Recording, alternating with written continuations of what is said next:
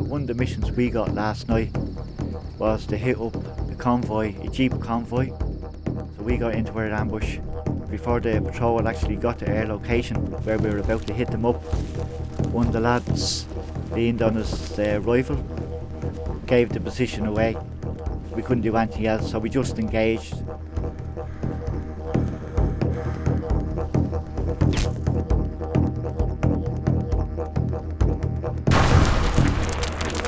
Move! Like, this is taken serious. I mean, we have to go out with compass bearings, we have to go out with maps, we have to take orders, you have to have your attack route, your escape route, ambushes. So it's basically the same, except we're playing with BBs. That's the only difference, really. Eye protection must be worn at all times outside once you're in the gaming area. If you choose not to wear Well, I hate TV, I hate radio, anything like that. Doesn't interest me whatsoever. But airsoft is my thing, you know what I mean? And all the guys that are out playing airsoft will tell you the same. You get hit, you put up your hand, and you go back to a respawn point. You go to that area, just tip the tree, you're back in the game. Just talk us through the one you have in your hands. That's a G36C, magazine fed, 470 BBs, right? Battery operated. I got one in the head there at close range a couple of weeks back. It nearly knocked me out. You know, my head was sore for about 2 weeks. And your heart be pumping, like, you know what I mean? Like, you'd be pumping for days. Yeah, absolutely. And yeah, it does make you sweat. Like, I'd play this Saturday and Sunday if I was off, but I'm only off to Sunday. The game becomes addictive. I was actually in the Scouts, then I went into the Ventures, a higher graded Scout basically, that's what it is. And then from there into the Army, so, you know, I knew how to march before I went into the Army. While I was stationed in South Lebanon, Christian Militia brought in a tank into the area of observation. Remember at one stage that night, I was actually walking towards the full track, like a tank, and the guy sitting on the turret, and he was blasting away with the .5 machine gun, and the rounds, the bullets were just dropping there short of my feet. I could actually feel the slop bouncing up off the ground and hitting me boots or the combats. They were that close. I kept on walking, and no idea what I was going to do when if I did reach the tank. But the full track got caught up on barbed wire, and when he was turning around the mountain, he actually caught one of the lads in the barbed wire, and the man went whizzing by me. What happened was then, it was brilliant the way it happened. 2 APCs came up on the hill, armoured personnel carrier. One APC went in front of the full track.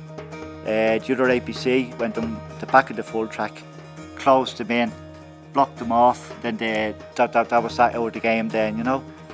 So then out of the blue, it just went hand to hand then. Like, you know what I mean, being attacked from the back, attacked from the front. Don't know what I was doing, but I came across one of our lads was down, had been injured. So I was trying to drag him out of the way into a foxhole, get him to safety. I just remember lifted my head as I was dragging this guy, and next minute I got a big rock smashed into the side of my head. I remember saying to myself, don't let the rifle go, don't let the rifle go.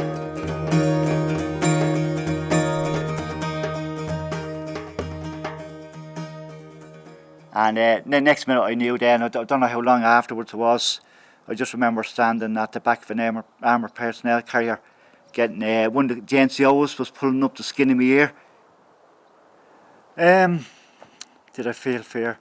I can't remember feeling anything, to be honest with you, except the bang in the head from the brick. that was fairly sore, I can tell you. It's very hard to explain. You don't. There's no time to think of fear. That will all come later at a later date. You never stop thinking about them. My family heard the Battle of Hill 80. They heard it through a third person, and according to the third person, I was after getting my head blown off. So you can imagine the panic that set in at home. when you join the army, even for a few years, you do become institutionalised and regimented. And even to this very day, I'm still like that. Like, you know what I mean? As I say, go back to timekeeping, discipline, all that sort of stuff comes into it, yes. So absolutely, yeah. Well, I think airsoft is a replacement for it, yeah. Yeah, absolutely. Well, airsoft is like exactly a military simulation, except we're not firing real bullets. We fire white little plastic BBs. That's it. No one gets killed. If you're having the problems with your magazines or anything like that, be another guy right over your hair, try that, buddy. That's airsoft. It's really the camaraderie. That's what it's all about. Do I miss being in the army? From time to time, you would miss it, yeah. Again, the camaraderie, the trips overseas, the training.